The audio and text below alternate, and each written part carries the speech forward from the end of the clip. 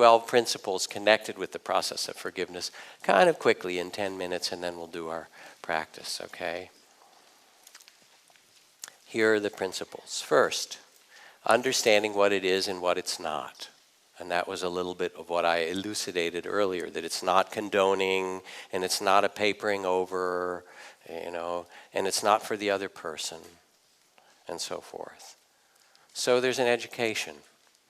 Then the second is to sense the suffering in yourself of still holding on to this lack of forgiveness for yourself or another. And start to feel that it's not compassionate, that you have this great suffering. It's not in your best interest to keep running the thoughts and feeling the feelings and doing the scenario. So you actually sense the weight of not forgiving.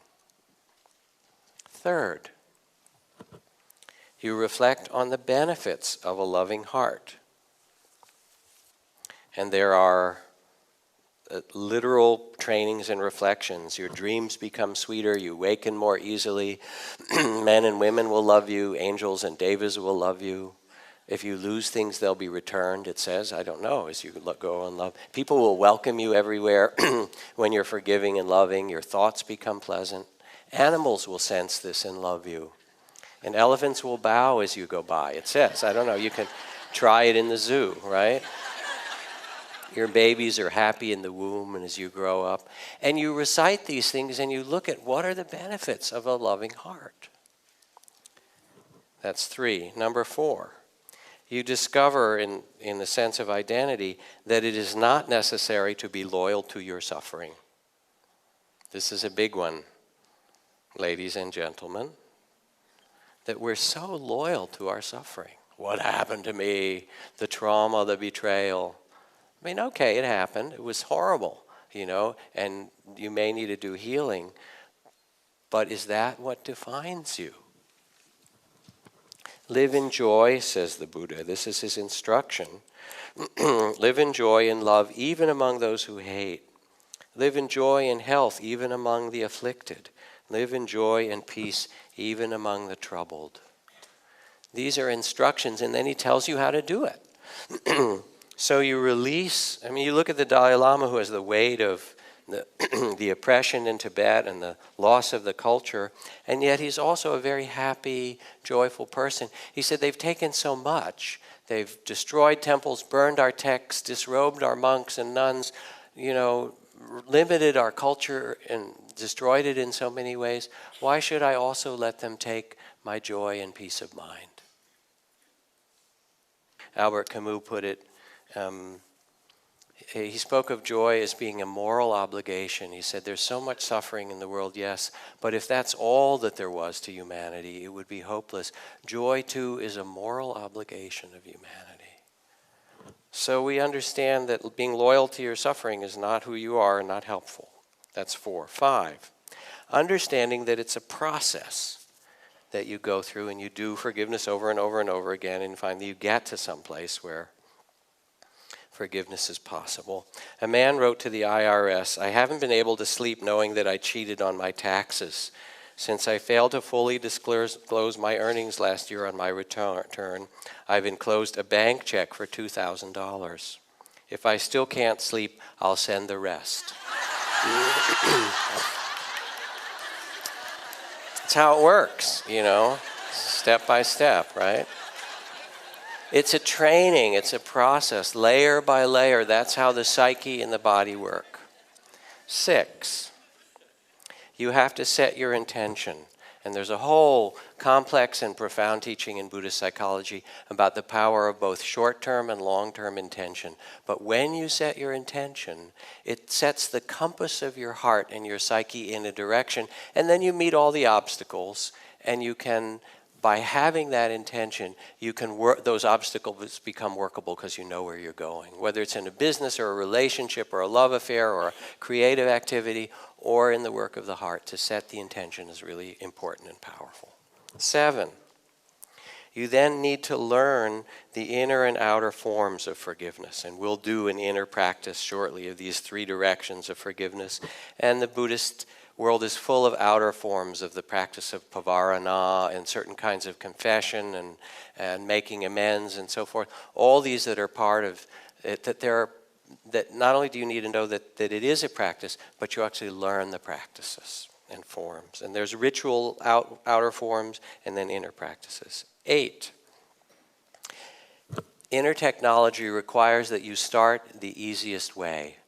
For these kind of practices, not for mindfulness training where you start where you are, but with love and compassion and forgiveness, the inner technology is you start with whatever opens your heart. And maybe it's your dog, and maybe it's the Dalai Lama, and maybe it's, your child, or the thing the person that you most love and most easily can forgive.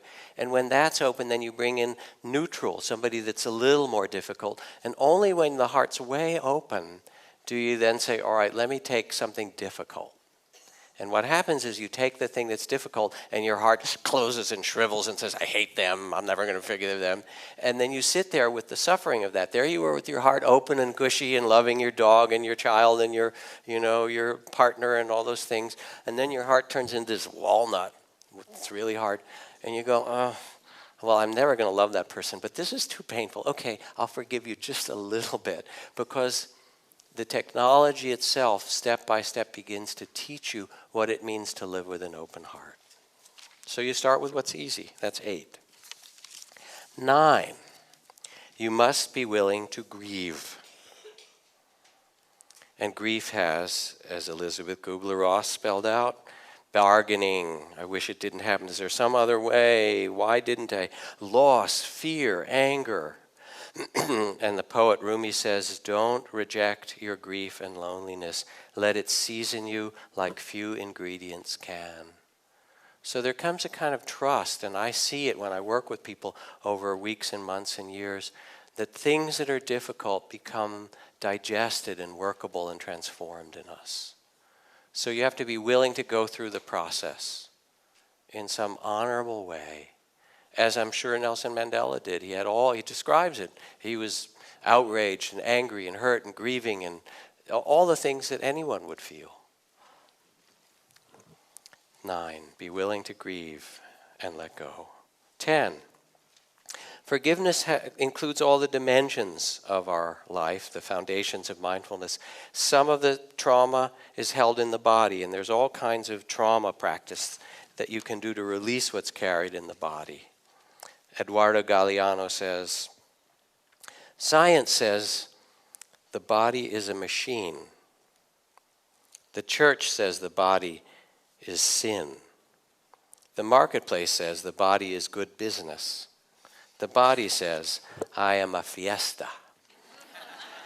And we get locked, whether it's the church or science or things like that, we get all this stuff actually locked in our body. And there's a very good science about about working with trauma.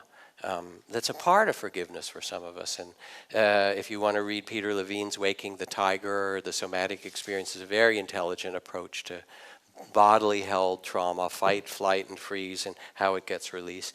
Forgiveness is work of the body. It's work of the emotions, where you work with the unfinished business, and you start to feel that the capacity for your tears and your joy grows as you listen deeply. And that you allow yourself to have all these feelings, and in doing so, the space of awareness that can hold them all becomes more and more trustworthy. And it works in the mind, the third foundation of mindfulness, because you see all the stories, and you're loyal to your stories, but the fact is that most of your stories are reruns. It's like you're stuck in a hotel room at 2 a.m, and you can't change the channel, and you're on one of those kind of shopping rerun channels, and it's just blaring, only it's your own mind, right? And 98% of the thoughts you have today are the same thoughts you had yesterday. There are very few new ones, actually, if you look closely. So in the mind, there are trainings in Buddhism for both the abandonment and the replacement of thoughts, skillful replacement of thoughts. As Abraham Lincoln said, I have always found that mercy bears richer fruits than strict justice. Think of this. And so you start to see the thought structure and discover you can change it. And then the fourth is the relational aspect, that we need help from one another. And it's a collective process as well. Annie Lamott, my friend, writes, she says, "My mind is like a bad neighborhood. I try not to go there alone." You know? And in some way to come and practice together is to realize that you're not the only one raising your hand saying you need to forgive yourself. Turns out that almost everybody else in the room raises their hand too. And that we, Nelson Mandela and Aung San Suu Kyi, and the people sitting near you are all part of the, if we speak of interpersonal neurobiology, of the field of forgiveness.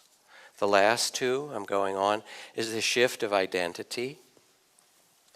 And this is a poem I will read from Juan Ramon Jimenez. He writes, "Yo no soy yo, I am not I.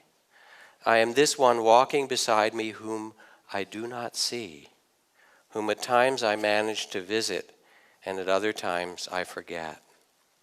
The one who remains silent when I talk, the one who forgives sweet when I hate, the one who takes a walk when I am indoors, and the one who will remain standing when I die."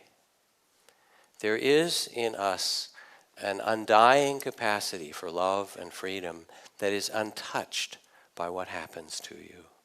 And to come back to this, to know this true nature, original mind, Buddha nature, the shift of identity, O nobly born, is what is the invitation of the work of forgiveness. And Buddhist teachings are full of these people, mass murderers like Milarepa and Angulimala, who go through a transformation and are forgiven. So if they can be forgiven, even you, my dear friends, might be a possibility. And then the last is perspective. And in the Buddhist tradition, they talk about 100,000 mahakalpas of practice of forgiveness. A mountain as high as Mount Everest, and every 100 years, a bird comes along with a silk scarf in its beak and drags it across the top of the mountain, wearing it away a tiny bit. When that mountain is worn down, that's one mahakalpa. 100,000 of those of practicing forgiveness, you'll get it down. Or as the Ojibwe say, "Sometimes I go about pitying myself when all the while I'm being carried by great winds across the sky." And we're in this drama of incarnation and life that is so much bigger than our little stories. And when we can open this perspective, all kinds of ways to do it in this vast way, it's not just you who are hurt, but it's the hurt of humanity. It's not just you who are betrayed. It's the hurt of love, of relationship. Everybody who loves is hurt in some way. Everybody who enters the marketplace gets betrayed. You know, it's the loss is not just your pain, it's the pain of being alive. And then you feel connected with everyone in this vastness.